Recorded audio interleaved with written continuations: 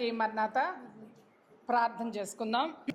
మహాపరిశుద్ధుడు గణువైన మా ప్రియ పరలోకపు తండ్రి, ఈ యొక్క సమయమందు మీ యొక్క వాక్యమును ధ్యానం చేసుకొంచుండగా నా మాటలు, నా తలంపులు, నా యోచనలు కాదు ప్రభా, నన్ను మరుగుపరిచి ఎవరి హృదయమునకి ఎట్టి వాక్యాహారం అవసరతగా ఉన్నదట్టు వాక్యాహారాన్ని సహాయం చేయమని, మీరే వచ్చి బోధించమని మా మంచి బోధకుడైన యేసుక్రీస్తు పేరిట అడిగి వేడుకొంచున్నాం మా పరమ తండ్రి, ఆమెన్.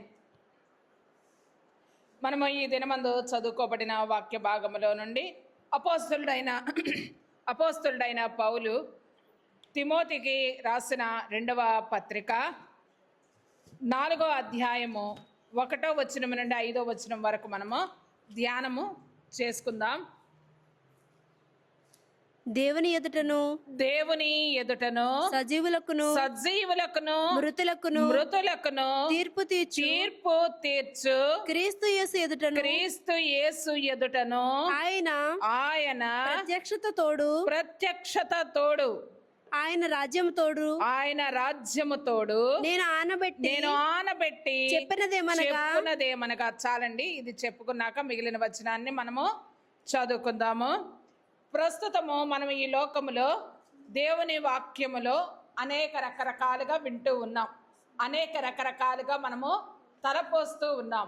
ఈ రీతిగా తలపోస్తూ ఉన్నాం మనముకి దేవుని వాక్యము ఒక మార్గమై ఉన్నది, అదే మన పాదములకు దీపముగా ఉండి ఉన్నది. అయితే ఇక్కడ 3 మాటలు పౌలు గారు తిమోతి గారికి చెబుతూ ఉన్నారు. ఏంటి? దేవుని ఎదుటను సజీవులకును మృతులకును తీర్పు తీర్చు క్రీస్తు యేసు ఎదుటను అని చెబుతూ ఉన్నారు. ఇక్కడ తండ్రి అయిన దేవుని గురించి, తర్వాత తీర్పు తీర్చేవారు ఎవరని చెప్తున్నారు. ఇక్కడ యేసు క్రీస్తు ప్రభువారు, అనగా క్రీస్తు యేసుగా మారిన ప్రభువు తండ్రి కుడి పార్శ్వమున కూర్చొని నీ కొరకు నా కొరకు విజ్ఞాపన చేస్తూ ఉన్న ప్రభువు కొరకు ప్రభువు చెప్తున్న మాట, ఆయన సజీవులకును మృతులకును తీర్పు తీర్చే వ్యక్తిగా ఉండి ఉన్నారు. అంతేకాకుండా ఆయన యొక్క ప్రత్యక్షత తోడు. ప్రత్యక్షత అనగా యేసుక్రీస్తు ప్రభువారు తన్ను తాను ప్రత్యక్షపరుచుకున్నారు. ఎలాగా? ఆయన దేవుని కుమారుడుగాను తన్ను తాను ప్రత్యక్షపరుచుకొని ఉన్నారు. ప్రత్యక్షపరుచుకున్న ఆయన ఒక 2 మాటలు చెబుతూ ఉన్నారు ఇదే వచనంలో. ఆయన రాజ్యము తోడు, నేను ప్రత్యక్షత తోడును, ఆయన రాజ్యము తోడును నేను ఆనబెట్టి చెబుతూ ఉన్నాను అన్న మాటను తలపోసుకుంటూ ఉన్నాం. ఇక్కడ ఆనబెట్టడం అంటే ఏంటి? ఒట్టు పెట్టడం. ఒట్టు పెట్టుకోవద్దు అని యేసుక్రీస్తు ప్రభువారు మత్తయి సువార్తలో మనము చదువుకుంటూ ఉన్నాం. చదువుకున్నామా లేదండి? మీరు ఆకాశము తోడనొద్దు, భూమి తోడనవద్దు, ఏమీ తోడని చెప్పవద్దు అని చెబుతూ ఉన్నారు. అయితే ఇక్కడ ఒక్కసారి కనుక మనం మత్తయి సువార్త ఒక్కసారి చూడండి అమ్మా. మత్తయి సువార్త 5వ అధ్యాయం 34వ వచనములో క్రింద భాగంలో, ఆ వచనము క్రింద భాగంలో ఒక మాట ఉంటుంది. ఆ మాటను చదువుకుందాం. ఒక్కసారి త్వరగా తీయండమ్మా. మత్తయి సువార్త 5వ అధ్యాయము 34వ వచనము.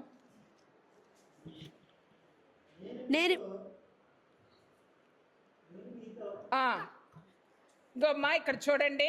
నేను మీతో చెప్పినదేమనగా ఎంత మాత్రము ఒట్టు పెట్టుకొనవద్దు, ఆకాశము తోడనవద్దు, అది దేవుని సింహాసనము, భూమి తోడనవద్దు, అది ఆయన పాదపీఠము, యెరూషలేము తోడనవద్దు, అది మహారాజు పట్టణము, నీ తల తోడని ఒట్టు పెట్టుకొనవద్దు, నీవు ఒక వెంట్రుకనైనను తెలుపుగా కానీ నలుపుగా కానీ చెయ్యలేవు, మీ మాట అవునంటే అవును, కాదంటే కాదు అని ఉండవలెను అని చెప్పి చిట్ట చివరిగా ఒక మాట చెప్తున్నారు. వీటికి మించున్నది అంటే ఇవి కాకుండా ఉన్నది ఏదైనా సరే దుష్టుడి నుండి పుట్టునది, అనగా దుష్టుడు సాతాను, అనగా సాతాను యొక్క నోటి నుండి పుట్టుతుంది అని ఇక్కడ చెప్పబడిన మాట అన్నమాట. అలాగా యేసుక్రీస్తు ప్రభువారు ఈ లోకంలో ఉండి పరిచర్య చేయడానికి ముందుగా చెప్పిన మాటలు అంటే ఏంటి? ఆన పెట్టవద్దు, ఒట్టు పెట్టుకోవద్దని చెప్తూ ఉన్నారు. కానీ పౌలు గారు ఏం చెప్తున్నారు? ఆనబెట్టి చెప్తున్నానని దేవుని మీద కుమారుడు, సజీవులకు మృతులకు తీర్పు తీర్చే క్రీస్తు యేసు ప్రత్యక్షత తోడును, ఆయన రాజ్యము ఈ రెండిటి తోడు అని ఒట్టు పెడుతున్నారు అనమాట. అలా ఒట్టు పెట్టి చెబుతూ ఉన్న మాట ఏమని చెప్తూ ఉన్నారంట అక్కడ. ఒకసారి మళ్ళీ తిమోతి గారి రాసిన పత్రికలోకి, రెండవ పత్రికలోకి, దాంట్లో వాక్యమును ప్రకటించుము, సమయమందును అసమయమందును ప్రయాసపడము. చాలమ్మా, సమయమందును అసమయమందును ప్రయాసపడుము. వాక్యాన్ని ప్రకటించాలి. వాక్యము అనగా సత్యస్వరూపిగా ఉన్న దేవుని యొక్క ఆత్మ కలిగిన యేసుక్రీస్తు ప్రభువాన్ని ప్రకటించాలి. అదే మనము వాక్యాన్ని ప్రకటించడము. అటువంటి వాక్యాన్ని ఏం చేయాలంట? ప్రకటించమని చెప్పి ఉన్నారు. రెండవది, ఎప్పుడు ప్రకటించాలంట? సమయమందును అసమయమందును. సమయము అసమయము అంటే ఏముంటుంది? సమయము అంటే దేవుడిచ్చిన కాలం. దేవుడు మనకి అన్ని కాలాల్లోనూ అన్ని వేళలలోనూ తోడుగా ఉండే దేవుడు, ఆయన ఇచ్చిన కాలమందే సమయము. అదే మంచి సమయము. మంచి సమయం అంటే ఏంటి? మనం నిద్ర కళ్ళు తెరిచింది మొదలుకొని మళ్ళీ నిద్రపోయేంత వరకు అంతా మంచి సమయమే కదా. ఒకవేళ నిద్రపోయిన తర్వాత ఏమైనా చెడు సమయం ఏమైనా వస్తుందా? అలా ఏమీ కాదనమాట. ఇక్కడ సమయము అంటే మంచి కాలము. ఇక్కడ ఇంకొకటి అసమయము. అసమయము అంటే కీడు, శ్రమ, వేదన, దుఃఖము ఇవన్నీ ఉన్న సమయము అనగా కష్టకాలము. దేవుని సమయం అంటే మంచి కాలము, అసమయము అంటే కష్టకాలము. ఈ రెండిటిలోనూ కూడా దేన్ని ప్రకటించమని అంటున్నారు? వాక్యాన్ని ప్రకటించమంటున్నారు. నీకు మంచి జరిగినప్పుడు నువ్వు యేసుక్రీస్తు ప్రభువాన్ని ప్రకటించడం అంటే, దేవుడు నాకు ఈ కార్యమును జరిగించారని సాక్ష్యం ఇవ్వడమే. సమయము గురించి నువ్వు మంచిగా చెప్పడము యేసుక్రీస్తు ప్రభువాన్ని ప్రత్యక్ష పరచడం అవుతుంది. రెండవది, అసమయములో కష్టకాలములో దేవుడు నాకు తోడుగా ఉన్నాడని నువ్వు చెప్పడం, అదే ప్రకటించడం, అదే వాక్యాన్ని ప్రకటించగలగడం. సమయములోను అసమయములోను కూడా ఏం చేయాలంట? ప్రయాసపడాలంట. దేని కొరకు? వాక్యాన్ని ప్రకటించడం కొరకు. వాక్యము అనగా ఎవరు? యేసుక్రీస్తు ప్రభువారే. ఆయనను ప్రకటించగలగడం అంటే ఏంటి? దేవుడు నాకు ఈ రీతిగా తోడుగా ఉండి నడిపించడం కొరకు యేసుక్రీస్తు ప్రభువాన్ని పంపించి ఉన్నారు. ఆయన నాకు ఇటువంటి కార్యములు, మనకి ఈ లోకంలో ఉన్న అవసరతల కొరకు మాత్రం మనము అడుగుతూ ఉంటాము. కానీ అలా కాకుండా దేవుని యొక్క యేసుక్రీస్తు ప్రభువారు నాకు తన తండ్రి అయిన దేవుని యొద్దకు చేరే మార్గాన్ని నేర్పించారు అనే సాక్ష్యము ఈ లోకంలో మనం ఎవరైనా చెప్పగలమా? నాకు ఈ అవసరత ఉన్నది, ఈ అక్కర ఉన్నది, ఈ కోరిక ఉన్నది, లేకపోతే నాకు ఈ కార్యమును జరగాలి అని దేవుణ్ణి ప్రాధేయపడి అడుగుతామే కానీ దేవుని కుడి పార్శ్వమున కూర్చుండి స్థితి నాకు కావాలయ్యా, అట్టి స్థితి కొరకు నాకు మార్గాన్ని తెరువు అని అర్థించే స్థితి మన యొద్ద లేదు. అందుకనే వాక్యాన్ని ప్రకటించాలంట. సమయమందును అసమయమందును అనగా సాక్ష్యం ఇచ్చేటప్పుడు నువ్వు క్రీస్తు గురించి చెప్పగలిగే విధముగా నీ సాక్ష్యము ఉండాలి. నీ సాక్ష్యం అలాగ ఉండాలి అంటే నువ్వు అంత రీతిగా సిద్ధపడి ఉండగలగాలి. అలా సిద్ధపడినప్పుడు సమయమందు చెప్పబడే సాక్ష్యము నీ జీవితంలో వెలుగుగా మారి అదే సాక్ష్యము నిన్ను నడిపిస్తూ ఉంటుంది. అసమయమందు అంటే నేను కష్టములో ఉన్నా కానీ దేవుని యొక్క కుమారుడు నాకు తోడుగా ఉండి నడిపిస్తున్నారు అని చెప్పగలిగే సాక్ష్యము, ధైర్యము రెండు ఉండాలి. ఆ ధైర్యం ఉండాలంటే నీలో ముఖ్యంగా ఉండాల్సింది విశ్వాసము. అట్టి విశ్వాసము కలిగినప్పుడే నువ్వు దేవుని యొక్క వాక్యమును ప్రకటించగలుగుతావు. అలా ప్రకటించాలి అని పౌలు గారు ఒట్టు పెట్టి చెప్తున్నారు. ఎవరి మీదంట?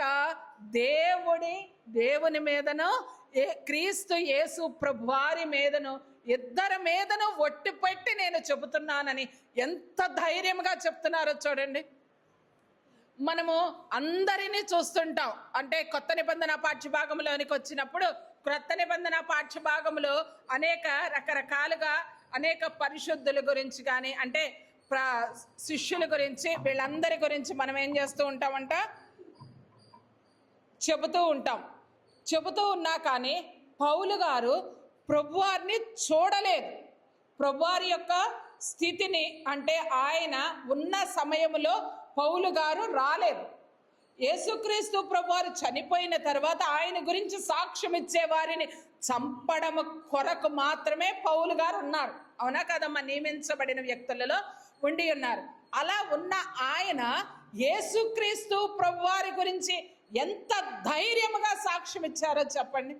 అంత ధైర్యముగా సాక్ష్యం ఇచ్చి మీరు ఇలాగ బ్రతకాలని మనం హెబ్రీలకు రాసిన పత్రికలో చదువుతాము, ఎఫెస్సీలకు రాసిన పత్రికలో చదువుతాం. ప్రతి ఒక్కరికి కూడా ఆయన పత్రికలు పంపించున్నారు, అంటే లెటర్స్ పంపించున్నారు. దాంట్లో ప్రతి వచనంలోనూ ప్రతి పదములో కూడా ఎంతో తేట తెల్లముగా మనము ఈ కాలంలో ఎలా బ్రతకాలో ఆయన చెప్పి ఉన్నారు. క్రీస్తుని చూచిన వ్యక్తి కాకుండా ఎలాగున్నారంట, క్రీస్తు ప్రభువాన్ని అనుభవించిన వ్యక్తిగా, క్రీస్తు ప్రభువాన్ని ఏం చేశారంట, అనుభవించిన వ్యక్తిగా ఉండి ఉన్నారు, అనగా ధ్యానించిన వ్యక్తిగా ఉండి ఉన్నారనమాట. అలా ఉన్న యేసుక్రీస్తు ప్రభువాన్ని గురించి సాక్ష్యం ఇస్తూ ఉన్నారు. తర్వాత ఇంకొక మాట ఉంటుంది చూడండి అమ్మా, సంపూర్ణమైన దీర్ఘ శాంతముతో ఉపదేశించుచు ఖండించుము గద్దించుము బుద్ధి చెప్పుము. అమ్మా ఇక్కడ 3 మాటలు చెప్తున్నారు. ఎవరు? పౌలు గారే రాశారు. ఎవరికి? తిమోతి గారికి రాశారనమాట. ఏమని? ఖండించుము, గద్దించుము, బుద్ధి చెప్పుము అని రాశారు. అవునమ్మా, ఖండించాలంటే దేన్ని ఖండించాలి? మనము ఈ లోకంలో తిరుగులాడుతూ ఉన్నామమ్మా. నువ్వు పాపం చేస్తున్నావు, పాపములోండి బయటికి రా, లేకపోతే అది నువ్వు నీ బిడ్డలు శిక్ష అనుభవించవలసి ఉంటుంది అని చెప్తూ ఉంటే ఎవరికైనా నచ్చిద్దా? ఖండితంగా చెప్పేవాళ్ళు ఎవ్వరూ కూడా మన ఇప్పుడున్న జనాంగానికి నచ్చరు, అవునా? అలాగా నీ యొక్క పాపాన్ని ఖండించగలిగే విధముగా పౌలు గారు చెప్తున్నారు. ఏమని? పాపాన్ని ఖండించే స్థితిలోనికి చెప్పగలగాలి. ఏంటంట? వాక్యమును ప్రకటించాలంట. అలాగా పాపాన్ని ఖండించే స్థితి ఉందనుకోండి, వెంటనే ఏమొస్తుంది మనకి? పాపము నుండి విముక్తి కలుగుతుంది. పాపము నుండి విముక్తి కలిగిందంటే మనకి దేవుని దగ్గరికి వెళ్ళగలిగే మార్గము దొరుకుతూ ఉంటుంది. తర్వాత గద్దింపు. దేవుడు తనని అంటే ఎవరినైతే ప్రేమిస్తూ ఉంటారో వారిని ఏం చేస్తారంట? గద్దిస్తారంట. గద్దించిన తర్వాత శిక్షిస్తారు. శిక్షించిన తర్వాత రక్షించుకొని తన యుద్ధకు చేర్చుకుంటారని మనం దైవ గ్రంథంలో చదువుతూ ఉంటాం. కానీ ఇక్కడ గద్దింపు, ఎటువంటి గద్దింపు ఉండాలని చెప్తున్నారు? వాక్యముతో కూడిన గద్దింపు. అమ్మా, నువ్వు వాక్యాన్ని అనుసరించి నడవాలి. అనుసరించి నడవని ఎడలా నీకు శ్రమ కలుగుతుంది, నువ్వు కీడులోనికి వెళతావు, దుష్టుని యొక్క చేతులలోనికి వెళతావు అని ఖండితముగా చెప్పాలనే వాక్యాన్ని బోధించమని చెప్తున్నారు పౌలు గారు. 3వ మాట బుద్ధి చెప్పుము. బుద్ధి అంటే ఎలా ఉంటుందో తెలుసమ్మా? ఒక్కసారి ప్రకటన గ్రంథంలో 3వ అధ్యాయం 18వ వచనంలో ఒక మాట ఉంటుంది. లవోదికీయ సంఘమునకు దేవుడు చెప్పిన బుద్ధి ఉందమ్మా. ఒక్కసారి చూడండి. నీవు ధనవృద్ధి చేసుకున్నట్లు అగ్నిలో పుటము వేయబడిన బంగారమును నీ దిశమల సిగ్గు కనబడకుండానట్లు ధరించుకొనుటకు ఒక తెల్లని వస్త్రమును నీకు నీ కన్నులకు దృష్టి కలుగునట్లు నీ కన్నులకు కాటుకను నా యొద్ద కొనుకొనుమని నీకు బొద్దు చెప్పుచున్నాను. మన కన్నులకు కాటుక, మన దిశమల సిగ్గును కప్పుకునే విధముగా వస్త్రము, మనకు ధనవృద్ధి చేసుకునే, అంటే ఈ లోకంలో సంపాదించుకునేది కాదు, పరలోకంలో సంపాదించుకునే విధముగా ధనవృద్ధి చేసుకొనడం కొరకు నువ్వేం చేయాలంట? బంగారం అగ్నిలో పుటము వేయబడిన బంగారమును నువ్వేం కొనుక్కోమని దేవుడు బుద్ధి చెప్తున్నాడు. ఎవరికి? ఒక సంఘమునకు, లవోదికయ సంఘమునకు బుద్ధి చెబుతూ ఉన్నారు. అలాంటి బుద్ధినే చెప్పమనే కదమ్మా పౌలు గారు మనకు చెప్తున్నారు. ఇప్పుడు మీరు ఖండించండి, గద్దించండి, బుద్ధి చెప్పండి, వాక్యముతో చెప్పండి అని అంటే ఈ కాలంలో ఎవరికైనా నచ్చిద్దా? నచ్చదు. ఎలా ఉంటుందంట? అందుకనే ఒక కిందకి రెండమ్మ ఒక మాట. ఎందుకనగా జనులు హితబోధను సహింపక. ఒక్కసారి చూడండి, జనులు ఏం చేస్తారంట? హితబోధను, మంచి మాటను, మంచి బోధను. అదే ఇందా చెప్పాను కదమ్మా, అమ్మా శ్రమ కలుగుతుంది, ఈ యొక్క పాపం వల్ల వచ్చే జీతమును, మరణము, వీటన్నింటినీ కొట్టివేసుకోవడం కొరకు, నీ మీద నీ బిడ్డల మీద రాకుండా ఉండటం కొరకు నీవు దేవుని యొద్ద పాపాన్ని ఒప్పుకునే స్థితిలోనికి రమ్మని ఖండితముగా చెప్పే మాట ఎలా ఉంటుంది? అంగీకరించే విధముగా ఉండదు. అందుకనే మంచి చెబుతున్నప్పుడు ఎవరికి కూడా ఎలా ఉంటుందంట? నచ్చదు. క్రీస్తు గురించిన వాక్యము, నేను ఇక్కడ 2 పాఠాలు చెప్తాను చూడండి. యేసు క్రీస్తు ప్రభు అని మనం చదువుకుంటూ ఉన్నాం. యేసు అంటే రక్షకుడని, క్రీస్తు అంటే అభిషక్తుడని, ప్రభు అంటే వరుడుగా రానయ్యున్న ప్రభువారని చదువుకుంటూ ఉంటాం. అయితే రక్షకుడుగా ఉన్న యేసు ప్రభువారు ఏం చేశారు? మనకు రక్షణనిచ్చి 2025 సంవత్సరాల క్రిందమే ఆయన రక్షణనిచ్చి పరలోకానికి వెళ్ళి ఉన్నారు. వెళ్ళిన ఆయన ఏ రూపంలోకి మారారు? క్రీస్తు రూపంలోకి మారారు. అలా క్రీస్తు రూపంలోకి మారినప్పుడు ఆ క్రీస్తుని నువ్వు ధరించుకోవాలని చెప్తున్నారు. ఇక్కడ పౌలు గారు కూడా అదే రాస్తారు. యేసు క్రీస్తు అని రాయరు. క్రీస్తు యేసు అభిషక్తుడుగా ఉన్న రక్షకుడైన ప్రభువుని మనం ఏం చేయాలంట? ధరించుకోగలగాలంట. అలా ధరించుకోమని చెప్పడము ఎలా ఉంటుంది? మంచి బోధ, అంతకు మించిన మంచి బోధ ఈ లోకములో లేనే లేదు. అటువంటి బోధను అంగీకరించరంట ఎవరు? నేటి కాలములో ఉన్న జనులు, వేరే ఎవరో కాదంట. ఎవరంట? నేటి కాలంలో ఉన్న జనులు ఈ బోధను సహింపక దురద చెవులు గలవారై. ఏమున్నాయంటమ్మా వాళ్ళకి? దురద చెవులు గలవారై తమ స్వకీయ దురాశలకు అనుకూలమైన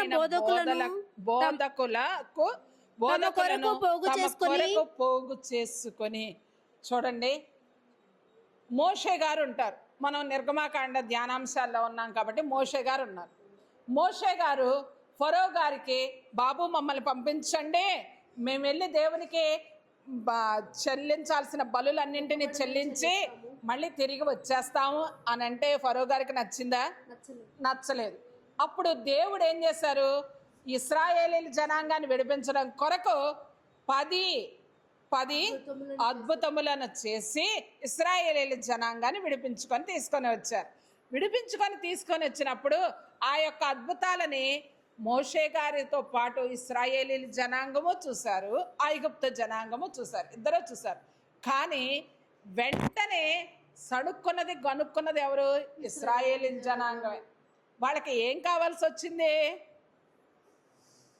స్వతంత్రం వచ్చిన తర్వాత వారి యొక్క ఆలోచనల చొప్పున, అంటే మేము ఏదైతే ఆలోచిస్తూ ఉన్నామో అదే మాకు కావాలి అని అనిపించింది. అంతేనమ్మా. సీనాయి కొండ మీదకి మోషే గారు వెళ్ళినప్పుడు దేవునితో మాట్లాడుతూ ఉన్నప్పుడు కొండ క్రింద ఉన్న ఇశ్రాయేలీల జనాంగం ఏం చేశారండి? దూడ అనే ఒక ప్రతిమను చేసుకొని దానికి మొక్కుబడులు చెల్లించి వాళ్ళు విగ్రహారాధన వైపు తిరిగి ఉన్నారు. అవునా కాదా? వాళ్ళు విగ్రహారాధన వైపు తిరిగి ఉన్నారంటే వాళ్ళు తిరిగింది అది కాదు. అక్కడ వాళ్ళకి ఏ పని లేదు. పని ఏమన్నా పెట్టారా దేవుడు? ఏ పని లేదు. చివరికి వంట చేసుకునే పని కూడా లేదనమాట. ఏ పని లేకుండా ఉన్నప్పుడు వాళ్ళకి స్వతంత్రం ఎక్కువైపోయి ఏమొచ్చేసిందంట? మనము ఏదో ఒక రకంగా, అంటే ఐగుప్తులో ఈ రీతిగా చేస్తూ ఉంటారు కాబట్టి ఇలాంటి ఆచారము మనము చేసుకుందామని దేవునికి విరుద్ధముగా, అనగా బయటకు తీసుకొని వచ్చిన దేవుణ్ణి విడిచిపెట్టి వాళ్ళు దురద చెవులు గలవారై వాళ్ళ స్వకీయ ఆలోచనలు, సొంత ఆలోచనలను ఏం చేసుకున్నారంట? దురాశలను వీటన్నింటినీ అనుకూలమైన కూడా బోధకులను. అంటే తీసుకొచ్చిన మోషే గారు ఏమైపోయారో మాకు తెలియదు. అహరోన్ గారు ఉన్నారు కానీ ఆయన ఏం మాట్లాడు. ఆయనతో దేవుడు మాట్లాడుతున్నాడో మాట్లాడలేదో మాకు అసలు తెలియదు. మాకంటూ ఒక నాయకుడు కావాలి, అందుకని మేము ఒక దూడను చేసుకున్నాం, ఆ దూడే మమ్మల్ని ఏలుతుంది అని ఇన్ని అద్భుతాలను చూసినా చూడండి, ఒక గృహంలో ప్రథమ కుమారుడు చనిపోతే ఎలా ఉంటుంది? అంత కఠినమైన అద్భుతాన్ని చూసినా కూడా ఇశ్రాయేలీల జనాంగం యొక్క చెవులు ఎలా ఉన్నాయంట? దురదగా ఉన్నాయంట. ఇంకొక మాట ఏముంటుంది అక్కడ?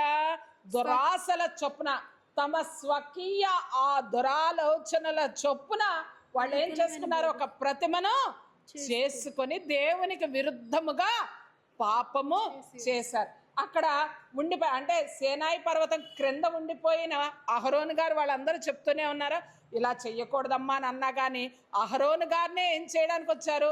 చంపడానికి వచ్చినప్పుడు ఆయన ఏం చేశారు? మీరు ఐగుప్తు నుండి తీసుకొని వచ్చిన వాళ్ళ దగ్గర నుండి మీరు దోచుకొని వచ్చినా అనుకోండి, అలా తీసుకొని వచ్చిన చెవులను ముక్కులవి అన్నిటినీ ఇవ్వండి అన్నప్పుడు ఇచ్చినప్పుడు వాటిని కరిగించి పోత పోసి ఒక విగ్రహమును జరిగించి ఉన్నారనమాట. మనము నేటి కాలంలో కూడా మన యొక్క సొంత ఆలోచనలను మనకు నచ్చినట్టుగా చెప్పుకుంటూ ఉంటాం.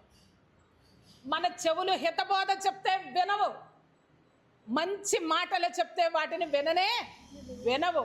అటువంటి స్థితిలో ఉంటాం. అందుకని మన చెవులకి దురదుంటే ఏం చేస్తామండి? గోక్కుంటూనే ఉంటాం కదా, అవునా? ఒక్కొక్క పెచ్చు లేసిపోతూ ఉంటుంది. అలాగే మనకి హితవాక్యము కానీ, దేవుడు ఇలా చెయ్యమన్నాడు, ఇలా చేస్తూ ఉన్నాము, ఈ రీతిగా ఉండాలి అన్న మాటలు నచ్చవు. పాప క్షమాపణ పొందాలి అని అంటే మేము ఏడ్చామండి దేవుడి దగ్గర పడి ఏడ్చాం. అమ్మ పడి ఏడ్చారు, బాగానే ఉంది. దేవుడు మిమ్మల్ని క్షమించాడు అని అన్నప్పుడు మీకు క్షమాపణ దొరికిందా దొరకలేదా అంటే మన దగ్గర సమాధానం ఉందా? అప్పుడు ఏమంటారో తెలుసా? సొంత ఆలోచన, దురాలోచన, స్వకీయ ఆలోచన గురించి చెప్తున్నాను వినండి. అప్పుడు ఏమంటాము? దేవుడు క్షమించాడో లేదో, నేను అయితే ఒప్పేసుకున్నాను, ఆయన క్షమించాడో లేదో నాకు ఎలా తెలుస్తుందండి? నాకెన్నా కనపడ్డా అంటే దేవుడు అందరికీ కనపడతాడనే కదా గత వారం చెప్పుకున్నాం కదా. దేవుడు అందరికీ కనపడతారు, కానీ కనబడేదాకా నువ్వు ఎదురు చూడవు. మరి అలా ఎదురు చూడకుండా దేవుడు నన్ను క్షమించాడు అని నీకు నువ్వు చెప్పేసుకొని, నా పాపాలు క్షమించబడ్డాయని నీకు నువ్వు అనేసుకుంటే సరిపోదు కదా. అదే స్వకీయ ఆలోచనలను ఆధారము చేసుకొనుటకు అలా చెప్పే వాళ్ళని పోగు చేసుకుంటామంట. ఎలా చేసుకుంటామో? పోగు చేసుకుంటాం అన్నమాట. తమకి ఇష్టమైన వాటిని, తమకి తగ్గట్టుగా చెప్పే వాళ్ళని, తగ్గట్టుగా మాట్లాడే వాళ్ళని మనమే పోగు చేసుకొని కల్పనా కథల వైపు, సత్యమునకు చెవినీయక, చెవినీయక, నిజానికి చెవినీయక. ఇప్పుడు మనకు ఒక కార్యం కావడం లేదంటే మనం ఏం చేస్తాము? ప్రార్థన చెయ్యాలి. కార్యం అయ్యేంత వరకు కూడా దేవుణ్ణి పట్టుకొని అడగగలగడం రావాలి. అలా అడగాలి అంటే నువ్వేం చేయాలి? దేవుణ్ణి పట్టుకొని ఉండగలగాలి కదా. అలా కాదు, దేవుణ్ణి అడిగేశాము కానీ దేవుడు చేస్తాడో చేయడో నాకు తెలియదు కాబట్టి నేనేమనుకుంటున్నానంట, నాకు తగినట్టుగా ఉండే వాళ్ళని నేను పోగు చేసుకొని. చూడండి, ఒక చిన్న ఎగ్జాంపుల్ చెప్తాను.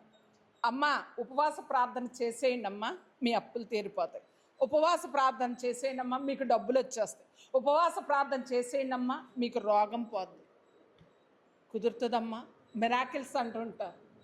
ఇది ఎవరిని కూడా బాధించాలనో లేకపోతే ఇంకొక విషయంలోనో నేను చెప్పడం లేదు, కానీ ముందు వీటన్నిటికన్నా ముఖ్యమైనది ఏంటి? మన ఆత్మ స్వస్థపడాలి. ఆత్మకు ఉన్న రోగాన్ని వదిలించుకోగలగాలి. ఉపవాసం చేస్తే కోట్లు రావు, ఉపవాసం చేస్తే అప్పులు తీరిపోతాయి అనేది కాదు.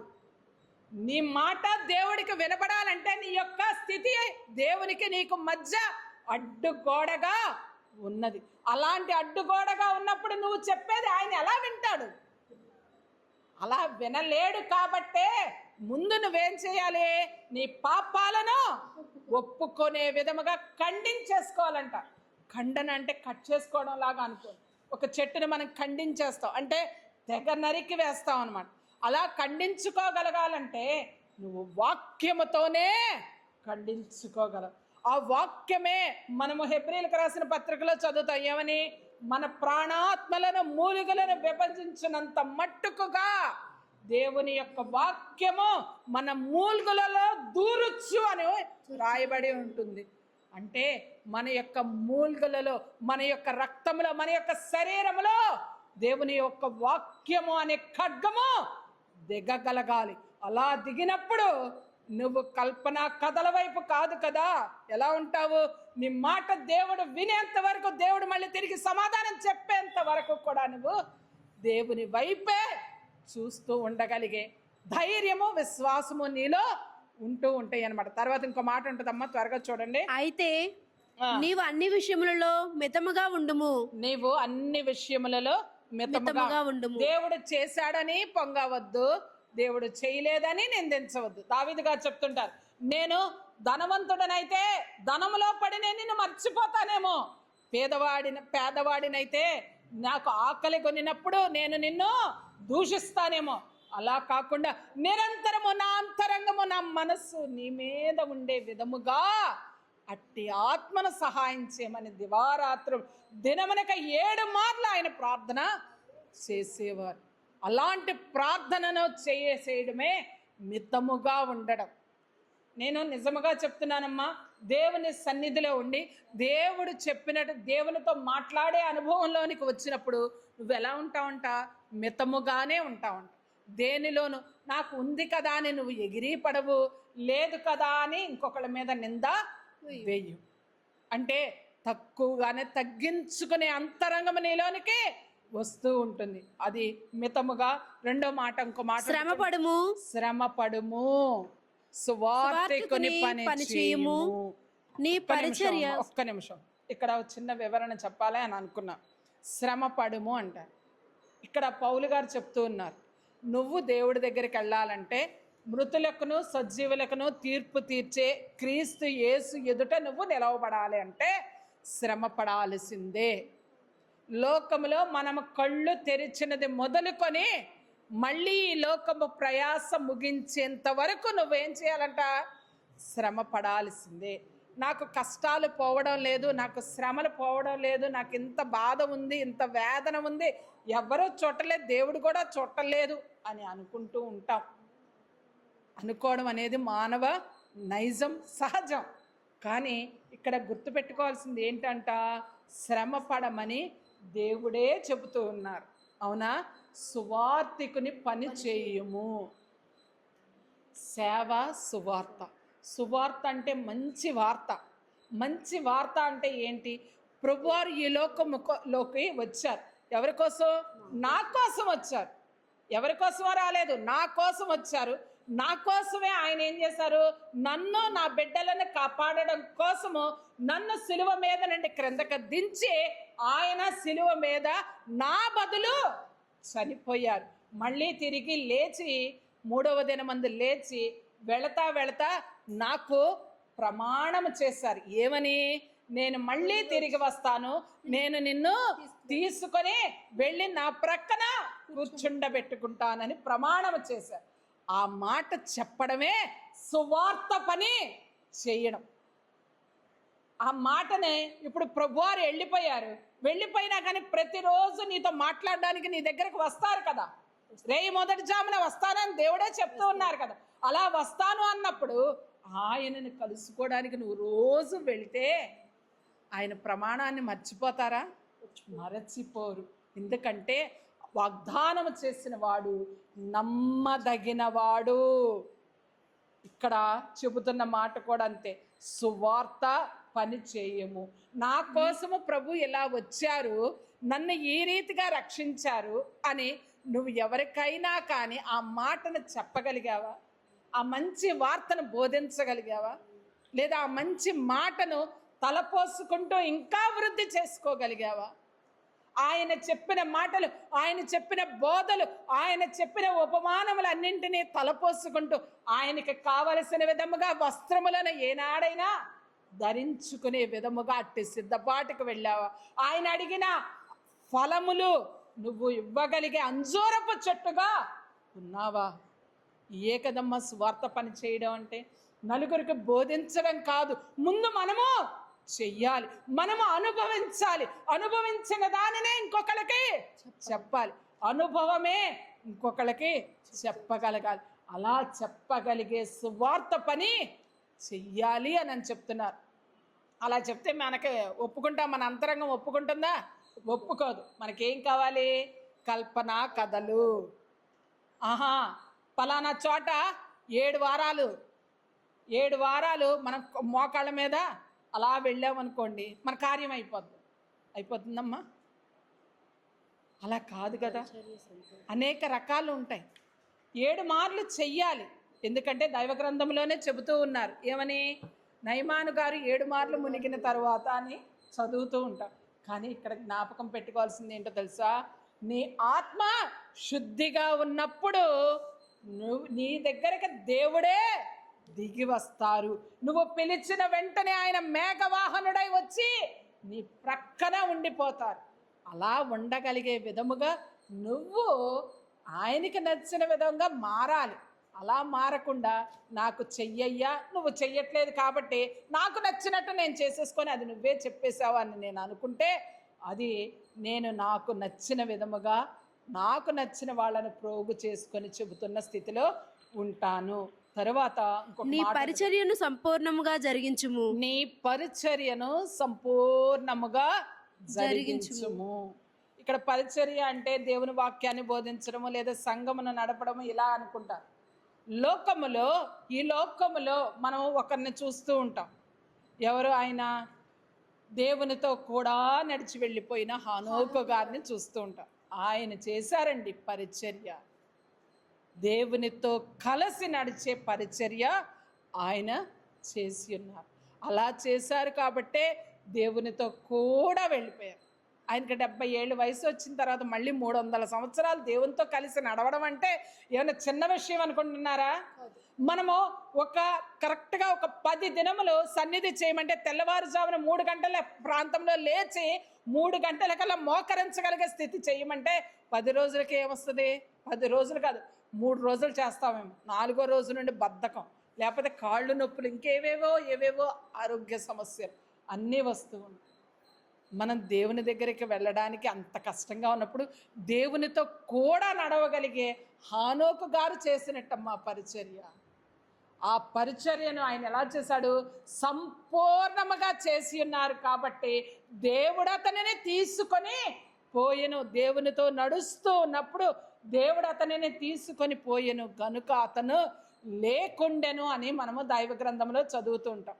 సంపూర్ణమైన పరిచర్యకు గుర్తు అంటే దేవునితో కలిసి నడవడము. అలా నడవగలిగితే మనము తీర్పు సమయంలో ప్రభు ప్రక్కనే కూర్చుండగలిగే స్థానంలోనికి చేర్చబడతాం. మంచి వాళ్ళకే తీర్పు ఉంటుంది, చెడ్డ వాళ్ళకే తీర్పు ఉంటుంది, ఇద్దరికీ తీర్పు ఉంటుంది. నేను మంచి చేశాను కదా అని అంటే ఆ మంచి దేవుని ఎదుట చెడు కావచ్చు, లేదా ఆ మంచి దేవునికి నచ్చకపోవచ్చు. కానీ సువార్త పని, దేవుడు నా కోసము తన కుమారుణ్ణి పంపించాడు అన్న సువార్త పని చేయి. నువ్వు నీకు సిద్ధపాటు దాని వెంబడే కలుగుతూ ఉంటుంది. అలాంటి సిద్ధపాటు కొరకు ఇలా చెయ్యండి అని పౌలు గారు ఏం చేస్తూ ఉన్నారంట? ఆనబెట్టి ఒట్టు పెట్టి చెబుతూ ఉన్నారు. అలా చూడండి, ఒట్టే పెట్టొద్దని ఆయన నేను ఒట్టేసి చెప్తున్నాను, మీరు ఎలాగే ఉండాలి అని చెప్పడం అంటే అది ఎంత గొప్ప స్థితి అమ్మా. అందుకనే మనమందరం నేర్చుకోవాల్సింది ఏంటో తెలుసా? మనము వాక్యాన్ని ప్రకటించాలి. ఎవరికి ప్రకటిస్తాం? ముందు మీ ఇంట్లో ప్రకటించు, తర్వాత నీ స్నేహితులతో. స్నేహితులు అంటే ఏంటి? ఈరోజు ఫ్రెండ్షిప్ డే అని చేసుకుంటూ ఉంటారు. స్నేహితుడు అంటే అంతరంగాన్ని ఎరిగిన వాడినే కదమ్మా స్నేహితుడు అంటారు. మన అంతరంగాన్ని ఎరిగిన వారు కాబట్టి ఆయన నిజమైన స్నేహితుడు అని మనము దేవుణ్ణి స్తుతిస్తూ ఉంటాం. అటువంటి స్నేహితులకు చెప్పండి, నీ ఇంటిలో నీ భార్యకి లేదా నీ భర్తకి లేదా నీ బిడ్డలకి దేవుడు ఇంత గొప్పవాడు, ఈ రీతిగా ఆయన మన కోసం వచ్చారు అన్న విషయాన్ని ప్రకటించండి. తర్వాత సహనంగా ఉండండి. ఎలా ఉండాలంట? సహనంగా, కోపంతో కాదంట, ప్రేమతో ఉండండి. ప్రేమ ఎంత కఠినత్వాన్నైనా ఏం చేస్తుందంట? మాపివేస్తుందంట. మనకు లేనిదేంటి? సహనము, ఓపిక లేదు. దేవుని దగ్గర ఎదురు చూచే ఓపికే మనకు లేదు. ఇంకెవరన్నా ఒక మాట అంటే మనం సహిస్తామా? సహించం. మూడవది, సత్యాన్ని వినండి, నిజాన్ని గ్రహించండి. కల్పన కథల వైపొద్దు. మీరు దేన్ని గ్రహించాలి? నిజాన్ని. నిజము, ఇదే నిజము. ఈ నిజము ప్రకారముగా ఆ సత్యమును అనుసరించాలంటే సత్యరూపధారిగా ఉన్న ప్రభువును అనుసరించగలగాలి. ఆ సత్యాన్ని అనుసరించండి. హితబోధను సహించండి. హితబోధ అంటే ఏమీ లేదమ్మా, మీ పాపాలను సరి చేసుకోండి. పాపాలను ఒప్పుకోగలిగే అంతరంగము నాకు ఇవ్వమని నువ్వే దేవుణ్ణి అడగాలి. అలాగా అటువంటి హితబోధను నేర్చుకోమని ఈ యొక్క మాటలలో తిమోతి గారికి పౌలు గారు చెబుతున్న మాట చూడండి. ఒక అబ్బాయికి ఒక తండ్రి ఎంత బాగా చెబుతారో అంత బాగా ఉంటుంది ఈ మాట. ఈ మాట ఇంకెక్కడ నాకు బాగా ఇష్టమైన మాట కూడా ఈ మాట. ఎందుకంటే ఈ మాటలో మనం తలపోసుకుంటే దేవుడే మనతో మాట్లాడిన రీతిగా ఉంటుంది.